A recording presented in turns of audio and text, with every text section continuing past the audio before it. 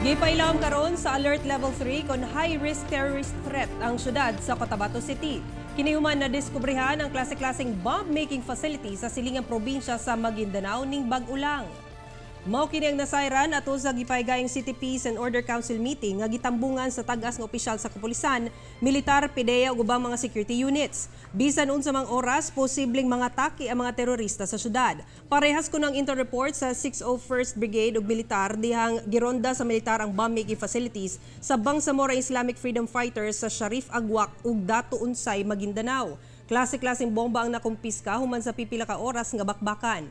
Alang kang Mayor Cynthia Giani Sayadi nga importante kuno sa ingon ani nga sitwasyon nga magkahiusa ang tanan aron batukan ang bisan unsang hulga sa seguridad. Intensified combat operations conducted against the BIF by the Joint Task Force Central have significantly degraded their armed capability as manifested on the numerous casualties incurred.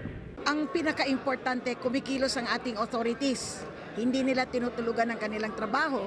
At yung threat naman, even if hindi siya level, yung level 1, 2, or 3, always naman nag-iingat naman tayo dito. Ang ganda kasi ng Cotabato City, yung lahat ng authorities talagang nagtutulungan.